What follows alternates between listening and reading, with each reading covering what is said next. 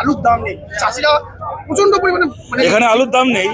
আর আপনি যে কোনো কলকাতাও যেতে হবে না, সাঁতরাগাছি বার করে দেবেন বাজারে ক টাকা আলু বিক্রি হচ্ছে, তার টাকাগুলো খাচ্ছে কে? আলুর মাঝখানে 40 টাকা 45 টাকা 50 টাকা 60 টাকা পর্যন্ত বাজারে দাম উঠেছে। এদিকে বস্তায় 2 টাকা 3 টাকা 5 টাকা করে পাচ্ছেন কৃষকরা। মাছের টাকাটা কারা খেয়ে যাচ্ছে? মমতা ব্যানার্জির আমলে পশ্চিমবাংলা ফোরে মজুতদারদের স্বর্গরাজ্য হয়েছে। যে ফোরে মজুতদাররা বামফ্রন্টের আমলে সাপের মতো গর্তে ঢুকে গেছিল, সেই ফোরেদের মজুতদারদের স্বর্গরাজ্য হয়েছে। আর নাকি উনি নাকি সরকার থেকে আলু কিনবেন, সরকার থেকে কৃষিপণ্য কিনবেন, তার জন্য নাকি তাপসী মান্ডির নামে কিষাণ মান্ডি বানিয়েছেন তাপসী মালিকের নামে গোটা বাংলা জুড়ে। তো কিষাণ মান্ডিগুলোকে দেখুন, দুপুরবেলা করে ওগুলো লোকের ওই সাইকেল রাখা সাইকেল স্ট্যান্ডে সন্ধ্যে পরে তৃণমূলের লোকেরা বসে মাল খায় ওখানে, জুয়া খেলে ওখানে। গোটা বাংলা জুড়ে কিষাণ মান্ডিগুলো, গোটা বাংলার এই অবস্থা হয়েছে। এদের এই সরকার থাকতে দেখুন আলু ধরে আর পেঁয়াজ ধরে আলোচনা করে লাভ নেই। এই গোটা সরকারটাকে যদি আলুর খোসার মতো করে ফেলে না দেওয়া হয় তাহলে পশ্চিমবাংলা এই চলবে।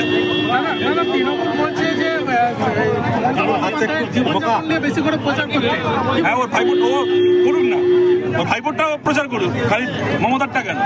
আর মমতা ব্যানার্জির জীবনযাপন, ওর দলের এমপি কুণাল ঘোষ বলেছিল মমতা ব্যানার্জি পায় যে হাওয়াই চুরিটা পরে দিল্লির এমপ্রেসারিয়া মল থেকে 25,000 টাকা দামের হাওয়াই চুরি। ওর দলের তখন এমপি ছিল কুণাল ঘোষ বলেছিল মমতা ব্যানার্জির পরিবারের নামে কলকাতার 3টে রাস্তায়, আমি তো আজ 5 বছর 6 বছর ধরে বলে আসছি, চ্যালেঞ্জ করেছিলাম ক্ষমতা থাকলে আমার বিরুদ্ধে মামলা করুন, জেলা ঢোকান। কলকাতার খালি 3টে রাস্তা, Harish Mukherjee road, Harish Chatterjee street, Kalighat road, 3টে রাস্তায় মমতা ব্যানার্জির পরিবারের নামে 35টা জমি, 35টা প্লট, 35টা সম্পত্তি রয়েছে খালি 3টে রাস্তায়। বাকি গোটা বাংলা জুড়ে যা আছে আছে। করুক না প্রচার, আমরা তো এই প্রচারগুলো আরো ভালো করে করতে চাই, করুক এই প্রচারগুলো।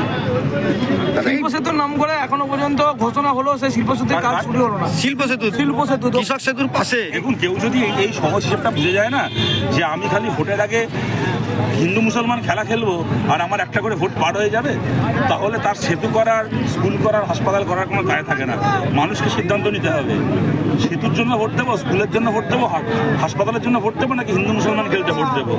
যদি হিন্দু মুসলমানের গভর্নমেন্ট করে হিন্দু মুসলমান হবে, যদি ব্রিজ তৈরি করা, স্কুল তৈরি করার, হাসপাতাল তৈরি করার গভর্নমেন্ট করেন তাহলে ব্রিজ, স্কুল, হাসপাতাল হবে।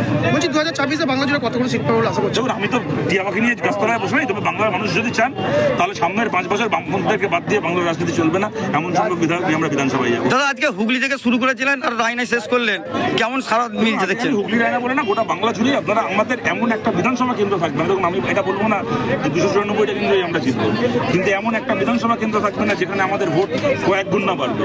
এবং পশ্চিমবাংলার এমন সংখ্যক বিধায়ক নিয়ে আমরা বিধানসভায় যেতে চাই যাতে সামনের 5 বছর বামপন্থীদের এজেন্ডা বাদ দিয়ে ওই তৃণমূল আর বিজেপির দাঙ্গার এজেন্ডায়, সাম্প্রদায়িকতার এজেন্ডায়, চুরির এজেন্ডায়, জোচ্চুরির এজেন্ডায় বাংলা না চলে। সেই সংখ্যক বিধায়ক নিয়ে আমরা বিধানসভায় যেতে চাই। আমরা মনে করি বাংলার যে পরিবেশ, তাতে আমাদের সেই লক্ষ্য পূরণ হবে।